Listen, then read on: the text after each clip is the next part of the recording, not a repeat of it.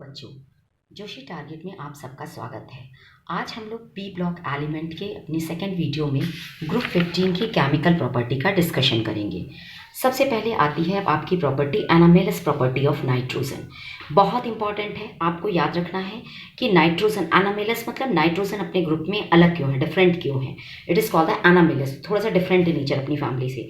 तो सबसे पहले याद रखिए कि जो आपका इससे क्वेश्चन बनेगा, जो नाइट्रोजन है उसकी लास्ट टाइम डिस्कशन हुआ था, उसकी इलेक्ट्रोनेगेटिविटी, आयनाइजेशन एंथैल्पी और साइज दोनों ही बहुत हाई होते हैं।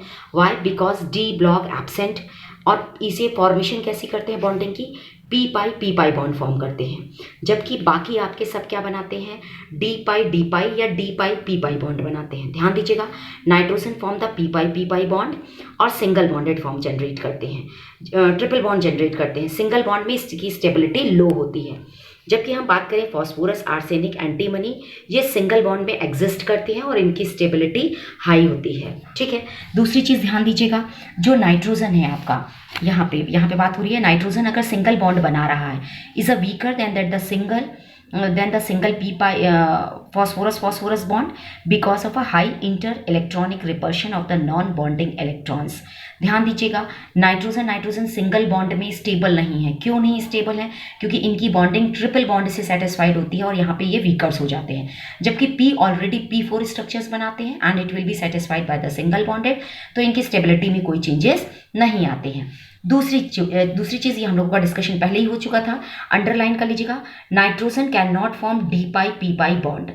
ठीक है, दूसरी चीज़ अगर बात करें तो नाइट्रोजन है, फॉस्फोरस, आर्सेनिक, एंटीमनी कौन सा बॉन्ड फॉर्म करते हैं? डी पाई में भी स्टेबल होते हैं या डी पाई पी पाई बॉन्ड भी बना सकते हैं। तो ये इसको अंडरलाइन कर लीजिएगा, डी पाई फॉर्मेशन भी करते हैं एंड डी पाई पी पाई भी फॉर्मेट करते हैं। नेक्स्ट आता है रिएक्टिविटी टूवर्ड्स द हाइड्रोजन। इससे बहुत सारे क्वेश्चंस बनने वाले हैं, तो इस पे ज़रा सा आप लोग ध्यान। रिएक्टिविटी टूवर्ड्स हाइड्रोजन, इससे बहुत सारे क्वेश्चंस बनने वाले हैं, इसको जरा ध्यान से समझिएगा। देखिए, सबसे पहले आ जाइए, all the elements of group 15 form a hydride of type EH3। याद रखिए, ग्रुप 15 की बात करें, 16, 17, 18 सब के सब hydrogen as working as the valency, यानी जब भी हाइड्रोजन से रिएक्शन होगा किस फॉर्म में होगा? वैलेंसी के फॉर्मेट में होगा। तो E यानी ग्रुप 15 के जो मेंबर्स हैं उन सबकी वैलेंसी कितनी होती है? 3। तो यहाँ रिवर्स कर दीजिए। ठीक है, दूसरी चीज़, form a hydride of EH3। ठीक है, सबको समझ में आ गया। ई मतलब क्या है? Nitrogen, phosphorus, arsenic, antimony and bismuth. Some property of these hydride are shown below. ये टेबल्स में दिया है, ये कोई इतना खास नहीं है, मैं यहाँ पे डिस्कस कर दे रही हूँ इसका। ठीक है, आपको क्या ध्यान देना है? स्टेबिलिटी की बात करें तो डाउन द ग्रुप, केवल हम हाइड्रोजन की बात नहीं कर रहे हैं, मोस्टली कंपाउंड्स की डाउन द ग्रुप स्टेबिलिटी क्या होती है? डिक्रीज होती है। तो यहाँ पे भी क्या है? The stability of hydrides decrease from NH3 to BiH3। Bismuth हमारा सबसे लास्ट है तो इसकी स्टेबिलिटी सबसे कम, और NH3 क्योंकि स्मॉल है तो इसकी स्टेबिलिटी सबसे ज़्यादा होगी, ये फर्स्ट ग्रुप में है। तो यहाँ पे आप साइन बना दीजिए, जैसे मैंने बनाया है स्टेबिलिटी का वैसे साइन बना दीजिएगा। फिर क्या कह रहे हैं? which can be observed from their bonds dissociation enthalpy, the consequent the reducing character of hydrides increases। ध्यान दीजिएगा, अगर स्टेबिलिटी कम है तो हाइड्रोजन आसानी से रिमूव्ड कर देंगे, अगर हाइड्रोजन रिमूव्ड कर रहे हैं तो यानी रिड्यूसिंग कैरेक्टर क्या है? इनका इंक्रीज होगा डाउन द ग्रुप। ठीक है, ammonia is only a mild reducing agent, जो सबसे वीकर है। ये क्यों बेसिक नेचर शो करता है? हाइड्रोजन रिमूव्ड नहीं होने देता क्योंकि प्रेजेंट होती है hydrogen bonding. While BiH3 is the strongest reducing agent. ध्यान दीजिएगा, नीचे डाउन द ग्रुप जब भी आप जाएंगे तो रिड्यूसिंग नेचर क्या होगा? इंक्रीज होगा। ध्यान दीजिए, stability decreases but reducing nature increases. ठीक है, तो अब आ जाइए बात करें basicity also decreases in order. आप उल्टा कर दीजिए, अगर रिड्यूसिंग नेचर बढ़ रहा है तो बेसिक नेचर क्या होगा? इंक्रीज होगा। तो बेसिक नेचर क्या होता है? डाउन द ग्रुप डिक्रीज होने लगता है। तो NH3 सबसे ज़्यादा बेसिक नेचर शो करता है, PH3 उससे कम, आर्सेनिक उससे कम, एंटीमनी एंड बिस्मथ सबसे कम रिड्यूस जो ऑक्सीजन बेसिक नेचर है वो शो करता है। ठीक है, ध्यान दीजिएगा, सबका रीजन सिंगल है। क्यों? Because high electronegativity and small size of nitrogen. ठीक है, बात करते हैं अब टूवर्ड्स द ऑक्सीजन की। तो ऑक्सीजन भी रिएक्शंस कैसे करता है? ऑक्सीजन दो तरीके की रिएक्टिविटी शो करेगा, एक तो वैलेंसी बेस्ड और दूसरा ऑक्सीडेशन स्टेट। तो अब देखिए, ये मेरा हो गया कंपाउंड, यहाँ चेक करिए, ये मेरा कंपाउंड E और ये ऑक्सीजन वैलेंसी 2, तो वो आपने यहाँ पे लगा दी। एंड E जो है हमारा ग्रुप 15 की वैलेंसी कितनी है? इसकी है वैलेंसी 3। अगर ऑक्सीडेशन बात करें जो सब में डिजर्व करता है तो E2O5 हो जाएगा। तो कंपाउंड कैसे बने? E2O3 and E2 O5। तो ये आपका वैलेंसी बेस्ड है और ये ऑक्सीडेशन नंबर बेस्ड है, ठीक है। Higher oxidation state of the element is more acidic than that of a lower oxidation state.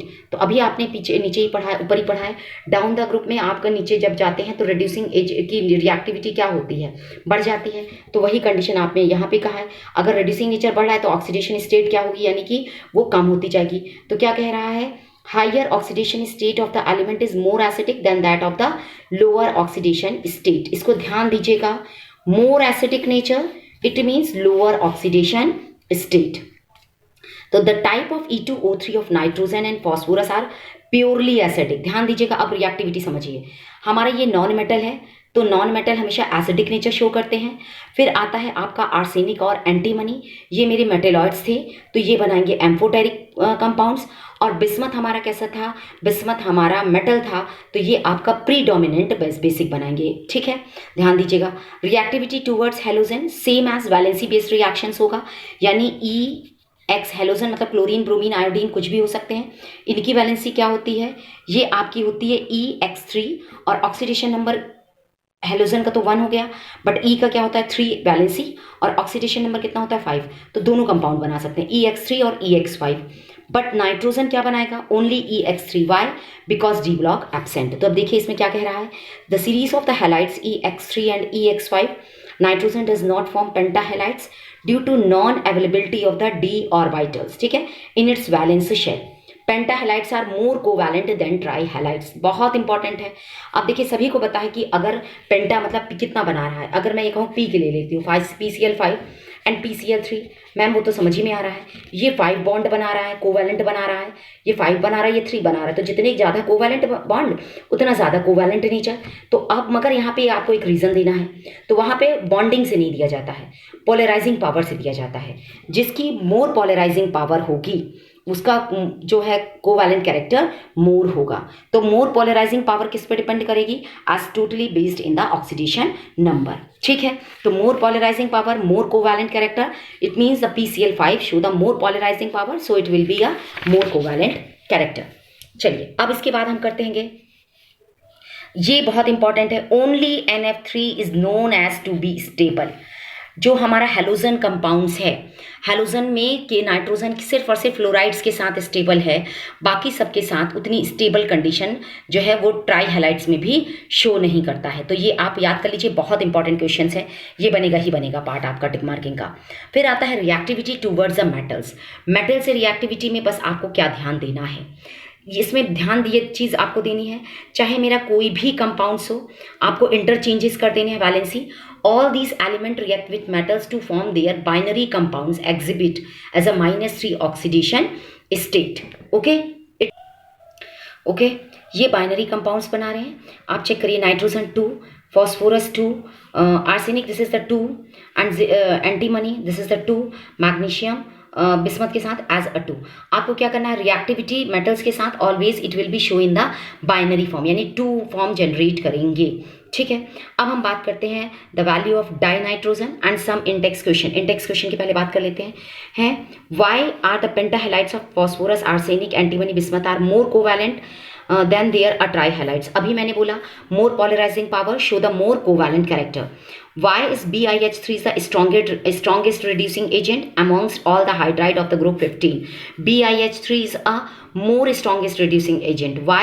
Because it will be show the +5 oxidation state. It will be a more stable condition and large inner size. दो condition है, bismuth की +5 oxidation सबसे ज़्यादा stable होती है, and दूसरी चीज़ है क्या है, इसका लार्जर इन साइज कंडीशन जो उसको रिड्यूसिंग के बनाती है, ठीक है, स्ट्रॉन्ग रिड्यूसिंग एजेंट के फॉर्म में बनाती है। नेक्स्ट वीडियो में हम लोग डिस्कस करेंगे डाइनाइट्रोजन की प्रिपरेशन मेथड और उसकी केमिकल प्रॉपर्टी के बारे में। मेरी वीडियो को ध्यान से देखिएगा, और मेरी वीडियो अगर आपको पसंद आई तो प्लीज़ लाइक, शेयर और सब्सक्राइब करना मत भूलिएगा। Bye bye for the next video.